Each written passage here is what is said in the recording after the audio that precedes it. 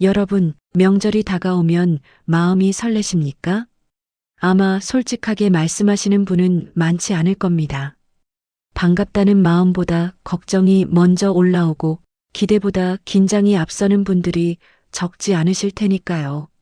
며칠 전 한 어르신이 이런 말씀을 하셨어요. 설이 다가오면 잠이 안 옵니다. 자식들이 온다는데 반가워야 하는 게 맞는데 솔직히 두렵습니다.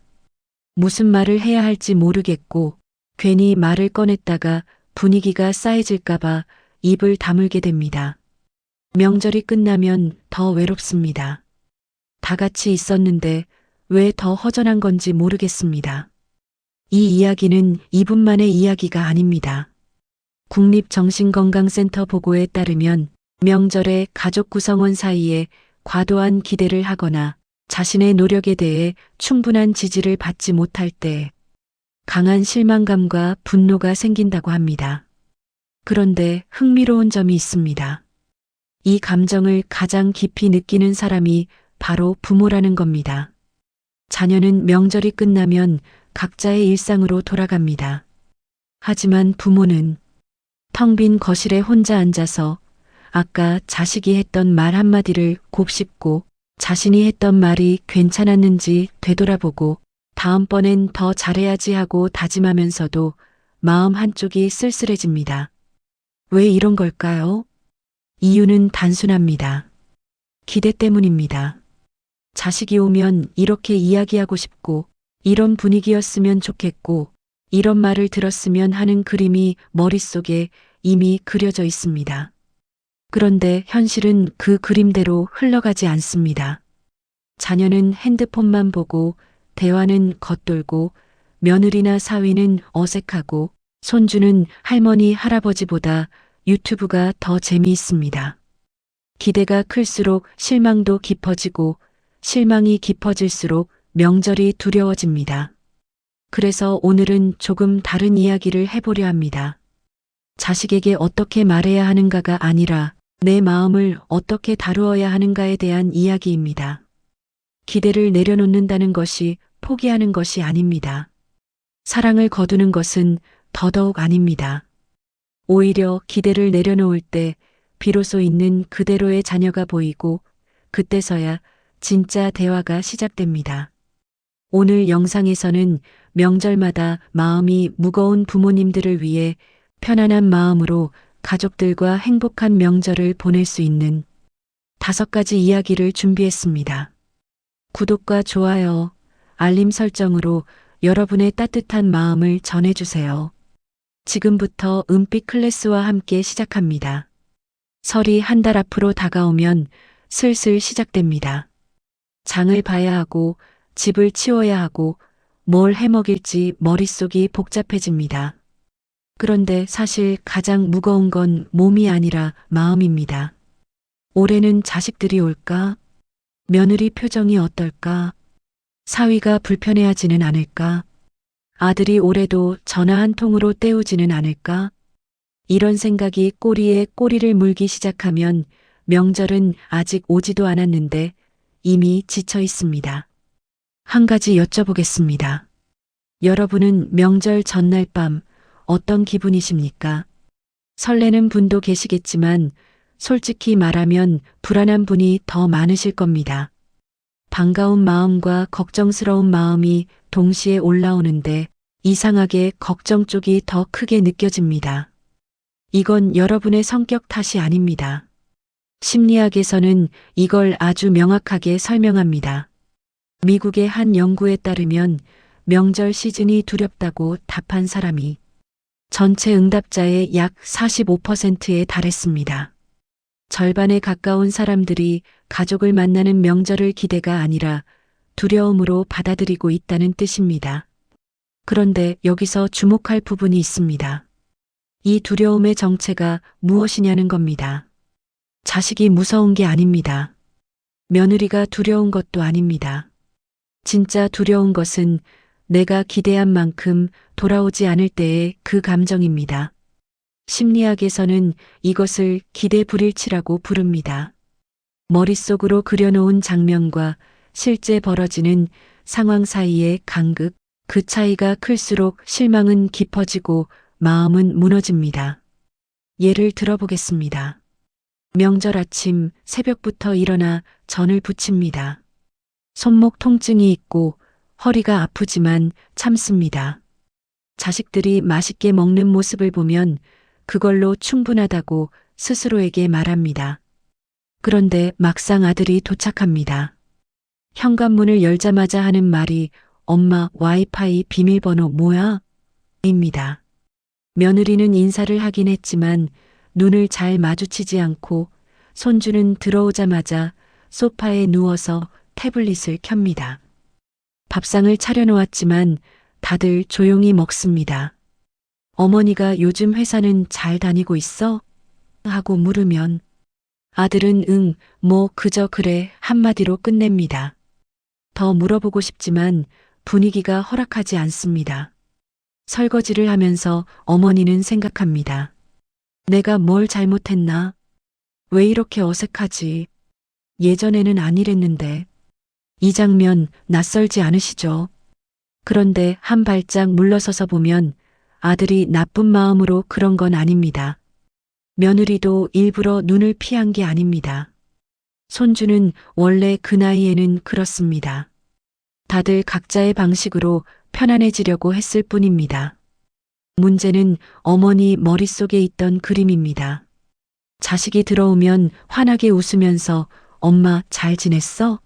하고 며느리가 부엌으로 와서 어머니 뭐 도와드릴까요? 하고 손주가 달려와서 안기는 장면. 그 그림이 먼저 그려져 있었기 때문에 현실이 그 그림과 다를 때 마음이 허물어지는 겁니다. 독일의 철학자 쇼펜하우어는 이렇게 말했습니다. 우리가 느끼는 고통의 대부분은 현실 자체가 아니라 현실과 기대 사이의 거리에서 온다. 명절이 두려운 이유가 바로 여기에 있습니다. 명절 자체가 힘든 게 아닙니다.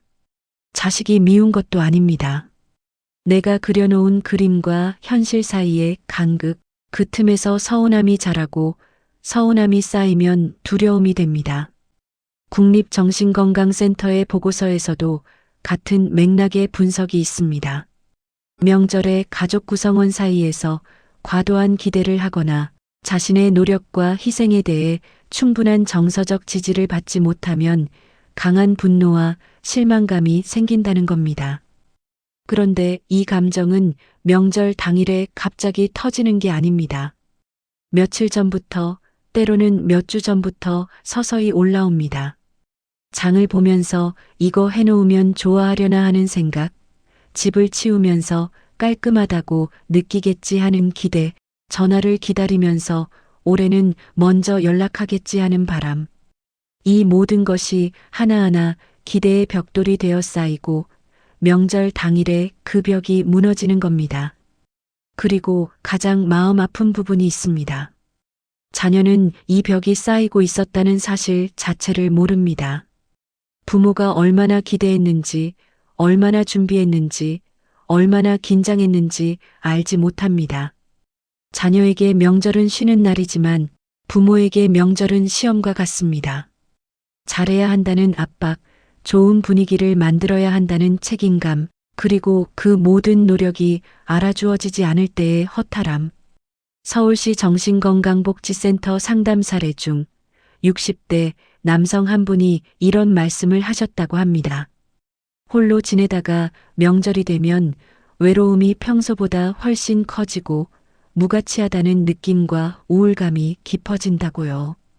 이 말씀을 읽으면서 마음이 아팠습니다. 자녀가 있는데도 외롭다는 것, 가족이 모였는데도 무가치하다고 느낀다는 것. 이건 자녀의 잘못도 아니고 부모의 잘못도 아닙니다. 기대라는 보이지 않는 무게가 만들어낸 결과입니다. 그러면 이 기대를 어떻게 해야 할까요? 그냥 아무것도 바라지 말아야 할까요? 자식에게 기대하지 말고 살아야 할까요? 그건 아닙니다. 기대를 완전히 없애는 건 사람의 마음으로는 불가능합니다. 부모가 자식에게 기대하는 건 자연스러운 감정이고 그게 사랑의 한 형태이기도 합니다. 다만 기대의 방향을 바꿀 수는 있습니다. 기대의 무게를 조절할 수는 있습니다. 그런데 문제는 어떻게입니다. 기대를 내려놓으라는 말은 쉽습니다. 하지만 수십 년 동안 자식에게 마음을 쏟아온 부모에게 이제 기대하지 마세요라고 하는 건 숨을 쉬지 마세요라고 하는 것과 비슷합니다.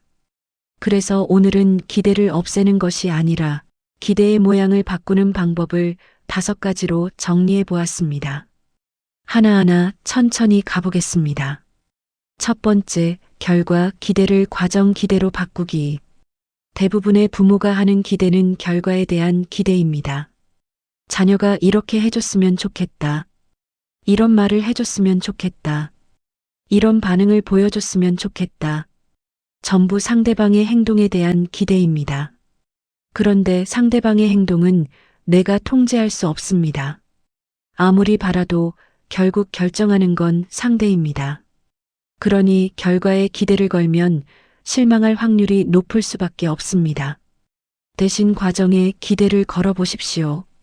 자녀가 맛있다고 말해줬으면 좋겠다 대신에 오늘 내가 정성껏 음식을 준비하는 이 시간이 좋다로 바꾸는 겁니다. 사위가 알아봐줬으면 좋겠다 대신에 내가 우리 집을 깨끗하게 꾸민 이 행위 자체가 나를 기분 좋게 한다로 바꾸는 겁니다. 차이가 느껴지십니까? 결과 기대는 상대방 손에 달려 있습니다. 과정 기대는 내 손에 달려 있습니다. 내가 정성을 들인 그 시간, 그 마음, 그 행위 자체에서 만족을 찾으면 상대의 반응에 흔들리지 않습니다. 심리학에서 이것을 내적 동기 전환이라고 합니다. 외부 보상, 즉 타인의 인정이나 반응에 의존하지 않고 행위 자체에서 의미를 찾는 것입니다. 연구에 따르면 내적 동기가 높은 사람일수록 대인관계에서 느끼는 스트레스가 현저히 낮고 관계 만족도는 오히려 높게 나타났습니다.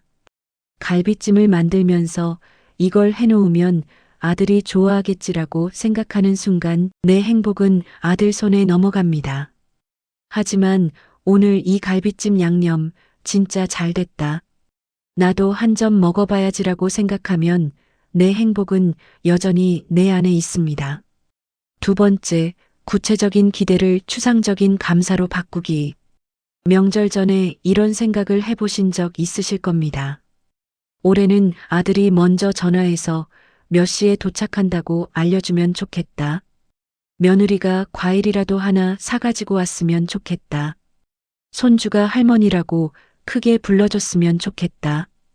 이 기대들의 공통점이 뭔지 아십니까? 전부 구체적입니다. 구체적이라는 건 맞거나 틀리거나 둘 중 하나라는 뜻입니다. 아들이 전화를 안 하면 틀린 겁니다. 며느리가 빈손으로 오면 틀린 겁니다. 손주가 할머니라고 안 부르면 틀린 겁니다. 구체적인 기대는 합격과 불합격밖에 없어서 불합격이 될 때마다 마음에 상처가 남습니다. 이걸 추상적인 감사로 바꿔보십시오. 아들이 올해도 살아서 건강하게 온다는 것만으로 고맙다. 며느리가 바쁜 와중에 시간을 내서 왔다는 사실 자체가 감사하다. 손주가 자라서 여기까지 걸어온다는 게 신기하고 대견하다. 이렇게 바꾸면 실망할 일 자체가 사라집니다. 오는 것만으로 합격이니까요. 고대 그리스의 철학자 에픽테토스는 이렇게 말했습니다. 행복해지고 싶다면 가지지 않은 것을 바라지 말고 이미 가진 것에 감사하라. 명절에 이 말을 한번 떠올려 보십시오. 내 앞에 자녀가 앉아 있다는 것, 함께 밥을 먹을 수 있다는 것, 이 당연해 보이는 장면이 사실은 전혀 당연하지 않다는 걸 우리는 알고 있습니다. 이 세상에는 명절에 자녀 얼굴을 보고 싶어도 볼 수 없는 부모님들이 계십니다. 먼저 떠나보낸 분도 계시고 연락이 완전히 끊긴 분도 계십니다. 내 앞에 자녀가 있다는 것, 그것만으로 이미 충분히 감사한 일입니다. 세 번째, 속마음을 한 문장으로 꺼내기. 기대가 서운함으로 바뀌는 가장 큰 이유 중 하나는 내 마음을 말하지 않기 때문입니다. 이걸 말하면 자식한테 부담 주는 거 아닌가. 어른이 이런 말을 하면 체면이 안 서는 거 아닌가. 이런 생각 때문에 입을 다물고 다문 입안에서 서운함이 자랍니다. 그런데 자녀는 부모의 속마음을 모릅니다. 앞서 말씀드렸듯이 자녀에게 명절은 쉬는 날입니다. 부모가 얼마나 준비했는지, 얼마나 기대했는지, 얼마나 떨렸는지 알 길이 없습니다. 모르는데 알아차려달라고 바라는 건 아무리 사이가 좋은 부모 자식이라도 어려운 일입니다. 그래서 필요한 것이 한 문장입니다. 길게 말할 필요 없습니다. 잔소리처럼 늘어놓을 필요도 없습니다.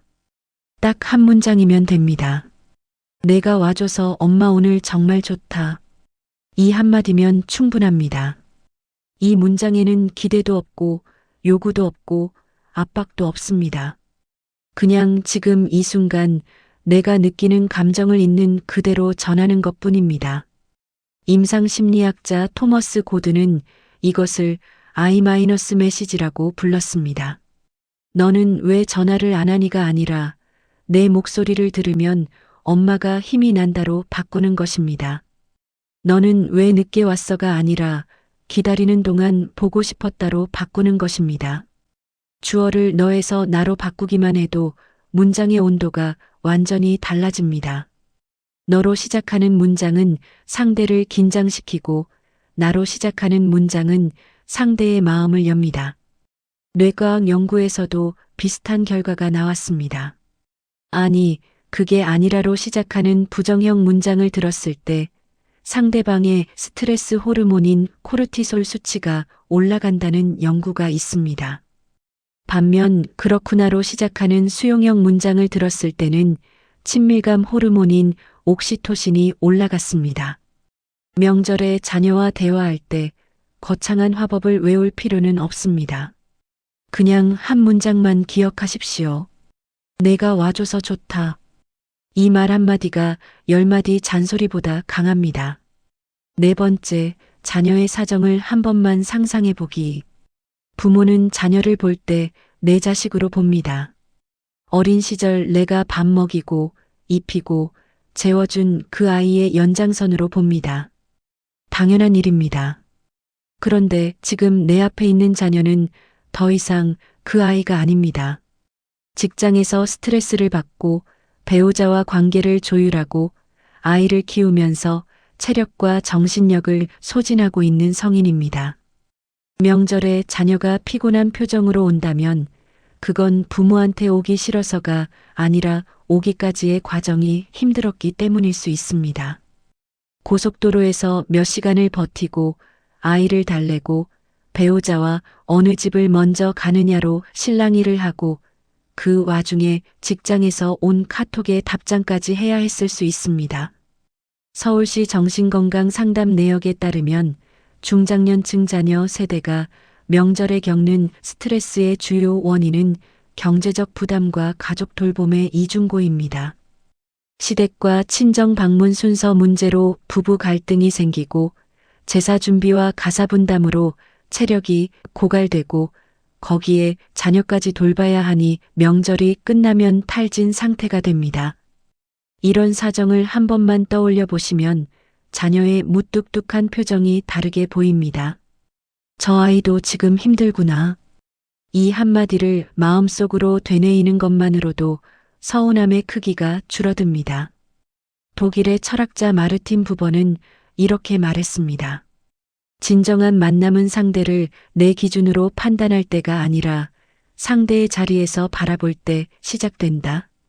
명절에 자녀를 볼 때 한 번만 자리를 바꿔 앉아 보십시오.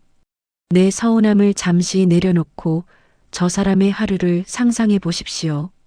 새벽부터 일어나서 짐을 싸고 아이를 깨우고 차에 태우고 길 위에서 몇 시간을 보내고 도착하자마자 웃어야 하고 예의를 갖춰야 하고 아이를 돌봐야 하는 그 하루를요.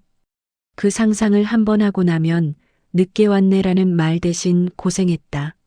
먼 길 왔는데 좀 쉬어라는 말이 자연스럽게 나옵니다. 그리고 그 말 한마디가 자녀의 마음을 녹입니다. 5번째, 명절의 기준을 낮추기. 마지막 방법은 가장 단순하지만 가장 어려운 것입니다. 명절의 기준을 낮추는 겁니다. 우리 세대는 명절을 크게 보냈습니다. 음식도 여러 가지 차리고 온 가족이 모이고 어른들께 세배하고 제사도 지내고 이런 것들이 명절다운 명절이라는 기준이 되어 있습니다. 그런데 시대가 바뀌었습니다. 핵가족화가 진행되면서 가족 구성원이 줄었고 맞벌이가 당연해지면서 명절 준비에 쏟을 에너지가 줄었습니다. 자녀 세대에게 명절은 가족 행사이기 전에 유일한 휴일이기도 합니다. 이 현실을 받아들이는 게 기준을 낮추는 첫걸음입니다. 음식을 15가지 차릴 필요 없습니다. 5가지면 충분합니다. 나머지는 사서 채워도 아무 문제 없습니다. 온 가족이 한꺼번에 모이지 않아도 됩니다. 올해 못 오는 사람은 다음에 오면 됩니다. 세배를 안 해도 눈 마주치고 새해 복 많이 받으세요 한마디면 그걸로 좋습니다. 기준을 낮추는 것은 명절을 가볍게 여기는 것이 아닙니다. 나를 보호하는 것입니다. 높은 기준은 나를 지치게 하고 낮은 기준은 나를 편안하게 합니다. 그리고 재미있는 일이 벌어집니다. 부모가 편안해지면 자녀도 편안해집니다. 부모가 힘들어하는 기색이 없으면 자녀는 죄책감 없이 그 시간을 즐길 수 있습니다. 그 편안함 안에서 오히려 자연스러운 대화가 피어나고 어색하지 않은 웃음이 나옵니다. 20가지 반찬이 차려진 무거운 밥상에서는 아무도 편하지 않습니다. 찌개 하나, 반찬 서너 개 놓인 가벼운 밥상에서 엄마 이거 맛있다 한마디가 나올 확률이 훨씬 높습니다. 노자는 이렇게 말했습니다. 적을수록 얻게 되고 많을수록 잃게 된다. 명절에 이 말을 꼭 기억하십시오. 준비를 줄이면 마음이 편해지고 마음이 편해지면 관계가 따뜻해집니다. 정리해 보겠습니다. 첫째, 결과 기대를 과정 기대로 바꾸십시오. 상대의 반응이 아니라 내 행위에서 만족을 찾으십시오. 둘째, 구체적인 기대를 추상적인 감사로 바꾸십시오. 와준 것만으로 충분합니다. 셋째, 속마음을 한 문장으로 꺼내십시오. 내가 와줘서 좋다 이 한마디면 됩니다. 넷째, 자녀의 사정을 한 번만 상상해 보십시오. 자리를 바꿔 앉으면 서운함이 이해로 바뀝니다. 다섯째, 명절의 기준을 낮추십시오. 가벼운 밥상에서 따뜻한 대화가 나옵니다. 이 5가지를 한꺼번에 다 하실 필요는 없습니다. 올해 명절에 하나만 시도해 보십시오. 하나만 바꿔도 명절의 풍경이 달라질 겁니다. 그런데 이쯤에서 이런 궁금증이 생기실 수 있습니다. 정말로 기대를 내려놓으면 관계가 달라지나요? 실제로 그런 사람이 있나요? 첫 번째 이야기입니다. 68세 정순 씨 이야기입니다. 정순 씨에게는 아들이 하나 있습니다. 아들은 서울에서 직장을 다니고 정순 씨는 충청도 시골에서 혼자 삽니다. 남편과는 10여 년 전에 사별했습니다. 명절이 되면 정순 씨의 하루는 일주일 전부터 시작됩니다. 아들이 좋아하는 김치전을 부치고 동태찌개 재료를 사고 방마다 이불을 펴놓고 마당까지 쓸어놓습니다. 손주가 올 수도 있으니 과자도 사놓고 며느리가 불편하지 않도록 화장실도 깨끗하게 닦습니다. 그런데 매번 같은 패턴이 반복됩니다. 아들은 오긴 옵니다. 하지만 점심 먹고 저녁도 안 되어서 엄마 내일 아침에 일찍 가야 해라고 말합니다. 손주는 시골집이 심심한지 거실에서 게임만 합니다. 며느리는 예의 바르지만 어딘가 불편한 기색이 있습니다. 정순 씨는 아들이 갈 때마다 대문 앞에 서서 차가 사라질 때까지 바라봅니다. 그리고 집에 돌아와서 혼자 밥을 먹습니다. 남은 김치전을 데워서요. 그 김치전이 목구멍을 넘어가지 않습니다. 이런 명절이 몇 해째 반복되자 정순 씨 마음속에 단단한 응어리가 생겼습니다. 내가 이렇게까지 하는데 왜 하루도 안 되어서 가는 건지, 1년에 2번밖에 안 오면서 그 하루도 제대로 못 있는 건지, 전화를 할 때도 은근히 서운함이 묻어나기 시작했습니다. 너는 바빠서 엄마 생각할 시간도 없겠지. 이번에도 하루만 있다 가는 거야? 이런 말들이 습관처럼 나왔습니다. 아들은 처음에는 미안해했습니다. 하지만 점차 전화를 피하기 시작했습니다. 통화할 때마다 서운하다는 이야기를 들으니 전화 자체가 부담이 된 겁니다. 전화 횟수가 줄어드니 정순 씨는 더 서운해졌고, 더 서운해지니 더 강하게 말했고, 그러면 아들은 더 멀어졌습니다. 악순환이었습니다. 그러던 어느 날 정순 씨가 마을 복지관에서 열린 프로그램에 참석했습니다. 노년기 마음 돌봄에 관한 강좌였는데 강사가 이런 이야기를 했다고 합니다. 여러분이 자녀에게 바라는 것을 종이에 적어보세요. 그리고 그 중에서 상대방이 반드시 해줘야만 내가 행복한 것에 동그라미를 치세요. 정순 씨가 적은 목록은 이랬습니다. 자주 전화해주기, 명절에 이틀은 있기, 맛있다고 말해주기, 엄마 건강 물어봐주기, 손주 데리고 자주 오기. 그런데 동그라미를 치려고 보니 손이 멈췄습니다. 이것들 중에 아들이 안 해주면 내가 정말 불행한 것인가? 생각해보니 전화가 안 와도 내 아침은 옵니다. 맛있다는 말을 안 들어도 내가 만든 음식은 여전히 맛있습니다. 이틀을 안 있어도 아들이 나를 사랑하지 않는 건 아닙니다. 강사가 말했습니다. 동그라미가 많을수록 내 행복이 상대방 손에 있는 겁니다. 하나씩 지울 때마다 행복이 내 손으로 돌아옵니다. 정순 씨는 그날 집에 돌아와서 목록을 다시 봤습니다. 그리고 하나씩 줄을 그었습니다. 전부 지운 건 아닙니다. 하지만 반드시 해줘야 하는 것이 해주면 감사한 것으로 바뀌자 마음이 놀라울 정도로 가벼워졌습니다. 그 다음 명절, 정순 씨는 음식을 줄였습니다. 김치전 한 접시, 동태찌개 하나, 나물 2가지. 예전의 절반도 안 되는 양입니다. 전날에는 아들에게 이런 문자를 보냈습니다. 올해는 엄마가 간단하게 했다. 오래 있으려고 애쓰지 마. 얼굴 보는 것만으로 엄마는 좋으니까. 아들에게서 답장이 왔습니다. 엄마 고마워. 부담 없이 갈게. 명절 당일 아들이 왔습니다.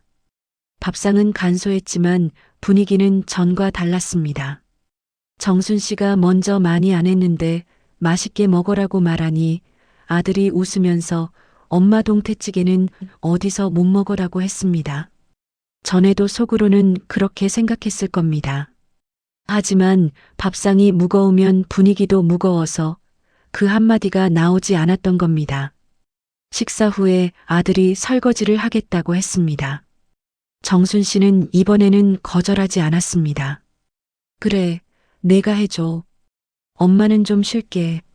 며느리가 과일을 깎겠다고 나서자 정순 씨는 고맙다고 말했습니다. 예전 같으면 아니야, 됐어. 내가 할게라고 했을 겁니다. 그런데 가장 놀라운 일은 그 다음에 벌어졌습니다. 아들이 떠나기 전에 이런 말을 했습니다. 엄마, 다음 달에 손주 데리고 한번 올게. 그때는 하루 더 있을게. 정순 씨가 바라지 않으니 오히려 아들이 먼저 말을 꺼낸 겁니다. 정순 씨는 그날 아들이 간 뒤에도 울지 않았습니다. 남은 동태찌개를 데워 먹으면서 이렇게 생각했다고 합니다. 아, 이거였구나. 내가 내려놓으니까 애가 올라오는구나. 2번째 이야기입니다. 72세 영호 씨는 딸 2을 키웠습니다. 큰 딸은 부산에, 작은 딸은 서울에 삽니다. 아내와 함께 대구에서 사는데 명절이 되면 큰 딸은 시댁을 먼저 가고 작은 딸은 바빠서 못 오는 경우가 많았습니다. 영호 씨는 표현을 잘 안 하는 성격입니다. 서운해도 말을 안 합니다. 대신 태도로 나타납니다. 딸이 전화하면 목소리가 딱딱해지고 짧게 끊습니다. 응, 그래, 바쁘면 됐다. 이런 식입니다. 말은 괜찮다고 하는데 톤이 전혀 괜찮지 않은 겁니다. 딸들은 아버지가 화가 났다는 걸 압니다. 하지만 뭐가 잘못인지 정확히 모릅니다. 그냥 아버지가 무뚝뚝한 분이니까 원래 그런 거겠지 하고 넘어갑니다. 이 패턴이 몇 년 이어지면서 영호 씨는 점점 말수가 줄었습니다. 아내한테도 딸들한테도 동네 사람들한테도 혼자 마당에 앉아 담배를 피우는 시간이 늘었고 밤에 잠이 잘 안 왔습니다. 어느 해 추석 큰딸이 처음으로 친정에 먼저 왔습니다. 시어머니가 올해는 늦게 오라고 해서 일정을 바꿨다고 했습니다. 영호 씨는 속으로 기뻤지만 표현은 못했습니다. 왔어? 이 한마디가 전부였습니다. 밥을 먹다가 큰딸이 조심스럽게 물었습니다. 아빠, 요즘 건강은 괜찮아? 영호 씨는 나이 먹으면 다 그렇지라고 대답했습니다. 큰딸이 다시 물었습니다.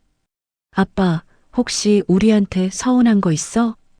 그 순간 영호 씨 눈이 붉어졌습니다. 하지만 돌아앉으며 말했습니다. 없어, 뭐가 서운해. 식사 후 아내가 영호 씨를 방으로 불러서 말했습니다. 당신이 서운한 거 딸들도 다 느끼고 있어. 한 번만 말해봐. 뭐가 속상한지. 영호 씨가 한참을 가만히 있다가 입을 열었습니다. 내가 바라는 건 별거 아니야. 그냥 전화해서 아빠 밥 먹었어? 이 한마디 듣고 싶은 거야. 근데 그것도 이제는 바라면 안 되는 것 같아서 아내가 그 말을 딸에게 전했습니다. 큰딸이 울었습니다.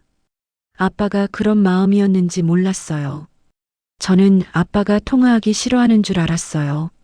전화하면 맨날 빨리 끊으시니까. 아이러니입니다. 영호 씨는 전화를 기다렸고 딸은 아버지가 전화를 싫어한다고 생각했습니다. 기대를 말하지 않았기 때문에 양쪽 다 오해 속에서 서로를 멀리하고 있었던 겁니다. 그날 이후 영호 씨는 작은 변화를 시도했습니다. 3장에서 말씀드린 I- 메시지를 연습한 건 아닙니다. 그냥 딸에게 먼저 문자를 보냈습니다. 오늘 날씨 좋다. 아빠 산책 다녀왔다. 그게 전부입니다. 딸이 답장을 보냈습니다. 아빠 산책 좋지. 사진 찍어서 보내줘. 영호 씨는 마당에 핀 꽃사진을 찍어서 보냈습니다. 딸이 웃는 이모티콘을 보냈습니다. 이런 문자가 일주일에 한두 번 오가기 시작했습니다. 대단한 대화가 아닙니다. 날씨 이야기, 뭐 먹었다는 이야기, 산책 갔다 왔다는 이야기. 하지만 이 가벼운 문자들이 쌓이면서 영호 씨와 딸 사이에 예전에 없던 통로가 생겼습니다. 다음 명절에 큰딸이 전화했습니다. 아빠, 올해 추석은 우리가 먼저 갈게. 작은 언니도 같이 가자고 했어. 영호 씨는 전화를 끊고 아내에게 말했습니다. 나는 전화를 기다리기만 했는데 내가 먼저 손을 내미니까 애들이 잡더라. 두 이야기에서 공통점이 보이십니까? 정순 씨는 기대를 줄이고 밥상을 가볍게 했더니 아들이 편해졌고 편해지니 오히려 다음에 또 올게라는 말이 나왔습니다. 영호 씨는 기대를 말없이 품고 있다가 관계가 얼어붙었고 작은 문자 한 통으로 먼저 손을 내밀자 딸들이 돌아왔습니다. 기대를 내려놓는다는 것은 사랑을 포기하는 것이 아닙니다. 사랑의 방식을 바꾸는 것입니다. 움켜쥐는 사랑에서 열어두는 사랑으로, 끌어당기는 사랑에서 기다리는 사랑으로. 칼릴 지브란의 시 한 구절이 떠오릅니다. 당신의 자녀는 당신의 자녀가 아닙니다. 그들은 스스로를 그리워하는 삶의 아들과 딸입니다.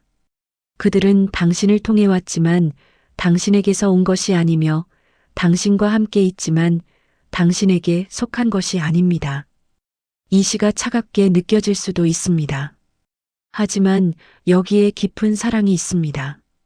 내 자녀는 나의 소유물이 아니라 독립된 한 사람이라는 것. 그 사실을 받아들일 때 비로소 자녀도 부모도 자유로워지고 그 자유 안에서 진짜 따뜻함이 흐르기 시작합니다. 정순 씨의 동태찌개처럼, 영호 씨의 꽃사진처럼 거창하지 않아도 됩니다. 작은 것 하나만 바꾸면 관계의 온도가 달라집니다. 그런데 한 가지 아직 이야기하지 않은 것이 있습니다. 명절이 끝나고 자녀가 돌아간 뒤의 시간입니다. 기대를 내려놓는 연습을 해도 텅 빈 집에 혼자 남았을 때의 그 허전함은 쉽게 사라지지 않습니다. 자녀가 떠났습니다. 현관문이 닫히고 차 소리가 멀어지고 집이 조용해집니다. 아까까지 시끌벅적했던 거실이 갑자기 넓어 보입니다. 식탁 위에는 치우다 만 그릇이 있고 거실에는 손주가 놓고 간 과자 봉지가 있고 신발장 앞에는 아까까지 자녀의 신발이 있던 빈자리가 있습니다. 이 순간이 가장 힘듭니다. 명절 내내 바빴습니다. 음식 준비하고 밥상 차리고 이야기 나누고 설거지하고 정신없이 움직이는 동안에는 괜찮았습니다. 그런데 다 끝나고 혼자 남으면 그때서야 마음이 무너집니다. 이걸 심리학에서는 홀리데이 블루라고 부릅니다. 명절이나 연휴 같은 특별한 시간이 끝난 뒤 찾아오는 공허감, 우울감, 외로움을 말합니다. 미국의 연구에 따르면 약 45%의 사람들이 명절 시즌에 우울감을 경험한다고 응답했을 정도로 흔한 현상입니다. 그런데 시니어분들의 경우 이 감정이 더 깊고 오래갑니다. 젊은 사람들은 명절이 끝나면 다음날 출근하고 동료를 만나고 일상으로 돌아갑니다. 하지만 혼자 사시는 어르신 또는 부부 둘만 사시는 어르신은 돌아갈 일상 자체가 조용합니다. 만날 사람이 줄어들고 할 일이 줄어들고 시간은 길어집니다. 그 긴 시간 속에서 명절의 잔상이 계속 떠오릅니다. 아들이 마지막에 했던 저 말은 무슨 뜻이었을까? 며느리가 웃긴 했는데 진심이었을까? 다음에 또 온다고 했는데 정말 올까? 이런 생각들이 꼬리를 물고 돌아가기 시작하면 하루가 무겁습니다. 이틀이 무겁습니다. 일주일이 지나도 빠져나오지 못하는 분들도 계십니다. 서울시 정신건강복지센터에서 상담하신 60대 남성 한 분은 이렇게 말씀하셨습니다. 홀로 지내는 상황에서 명절이 되면 외로움이 평소보다 커지고 무가치감과 우울감이 깊어진다고요. 명절이 위로가 되는 게 아니라 오히려 외로움을 더 선명하게 만드는 겁니다. 이건 나약함이 아닙니다. 사람이라면 자연스러운 감정입니다. 사람이 모였다가 흩어지면 빈자리가 느껴지는 것은 당연합니다. 그 빈자리가 클수록 함께한 시간이 소중했다는 뜻이기도 합니다. 그러니 그 허전함을 부끄러워하실 필요가 없습니다. 다만 그 허전함 안에 오래 머물면 마음이 상합니다. 그래서 명절이 끝난 뒤의 마음을 돌보는 방법이 필요합니다. 3가지를 말씀드리겠습니다. 첫째, 명절 후 24시간은 아무것도 안 해도 되는 시간입니다. 자녀가 떠난 직후에 바로 치우고, 바로 정리하고, 바로 일상으로 돌아가려고 하지 마십시오. 그 허전함을 억지로 메우려고 하면 오히려 더 힘들어집니다. 그냥 소파에 앉아 계십시오. 텔레비전을 켜도 좋고 안 켜도 좋습니다. 멍하니 창밖을 바라보셔도 됩니다. 그 시간이 바로 마음이 정리되는 시간입니다. 감정 일기를 쓰라고 권하는 심리학자들이 있는데 거창한 일기가 아니어도 괜찮습니다. 휴대폰 메모장에 한 줄만 적어 보십시오. 오늘 아들이 와서 좋았다. 며느리가 과일 깎아줘서 고마웠다. 손주가 할머니라고 불러줬다. 이렇게 좋았던 순간을 한 줄만 기록해 놓으면 나중에 서운한 기억이 올라올 때 이 기록이 방패가 됩니다. 연구에 따르면 매일 감사한 일을 기록하는 것만으로도 불안 수준이 20%에서 30%까지 줄어든다는 결과가 있습니다. 명절 후에 이걸 꼭 한번 해보십시오. 허전한 마음이 따뜻한 기억으로 바뀌는 경험을 하실 수 있습니다. 둘째, 자녀에게 짧은 문자 한 통을 보내십시오. 자녀가 떠난 뒤 잘 갔어? 도착했어? 라고 묻는 분들은 많습니다. 그런데 여기서 한 걸음만 더 나가 보십시오. 오늘 같이 밥 먹어서 좋았다. 고생했어. 운전 조심해. 이 한 줄이면 됩니다. 앞에서 말씀드린 I- 메시지입니다. 나의 감정을 담은 따뜻한 문장 하나. 이게 자녀에게 가닿으면 자녀도 마음이 편해집니다. 아, 부모님이 좋아하셨구나. 오길 잘했다. 그리고 이 문자에는 숨은 효과가 하나 더 있습니다. 보내는 순간 나 자신의 마음도 정리됩니다. 서운했던 순간보다 좋았던 순간에 초점을 맞추게 되니까요. 뭘 쓸까 하고 생각하는 그 과정 자체가 명절의 기억을 좋은 쪽으로 편집하는 작업이 됩니다. 셋째, 다음 날 아침에 나를 위한 시간을 하나 만드십시오. 명절 동안 온 에너지를 자녀와 가족에게 쏟으셨습니다. 이제는 나를 돌볼 차례입니다. 거창한 게 아닙니다. 아침에 동네 한 바퀴를 천천히 걸어보십시오. 평소에 가던 슈퍼 말고 가보지 않은 골목으로 돌아보십시오. 돌아와서 따뜻한 차 한 잔을 끓이십시오.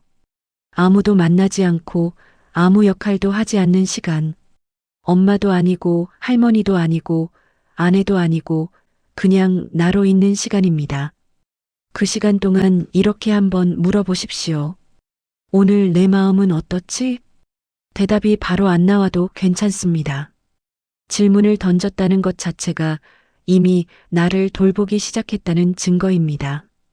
프랑스의 수학자이자 철학자 파스칼은 이렇게 말했습니다. 인간의 모든 불행은 단 한 가지, 방 안에 조용히 혼자 있을 줄 모르는 데서 비롯된다. 이 말이 혼자 있으라는 뜻은 아닙니다. 혼자 있는 시간을 두려워하지 말라는 뜻입니다. 혼자 있는 시간은 외로움이 아니라 회복입니다. 그동안 남을 챙기느라 미뤄두었던 나를 다시 만나는 시간입니다. 남을 챙기지 말라는 이야기가 아닙니다. 남을 챙기는 만큼, 아니 그 절반만이라도 나를 챙기자는 이야기입니다. 그것이 이기심이 아니라 이 나이에 가장 필요한 용기입니다. 이 세 가지를 요약하면 이렇습니다. 하나, 명절 후 하루는 허전해도 괜찮습니다. 좋았던 순간을 한 줄 적어두십시오. 둘, 자녀에게 따뜻한 문자 한 통을 보내십시오. 보내는 순간 내 마음도 정리됩니다. 셋, 다음 날 아침 나를 위한 시간을 하나 만드십시오. 산책 한 바퀴, 차 한 잔이면 충분합니다. 명절은 시험이 아닙니다. 잘해야 하는 날이 아닙니다. 완벽한 음식, 완벽한 분위기, 완벽한 대화를 만들어야 하는 날이 아닙니다. 그냥 만나는 날입니다. 얼굴 보고 밥 먹고 같은 공간에서 숨을 쉬는 것. 그것만으로도 이미 충분한 명절입니다. 기대를 내려놓는다고 해서 사랑이 줄어드는 게 아닙니다.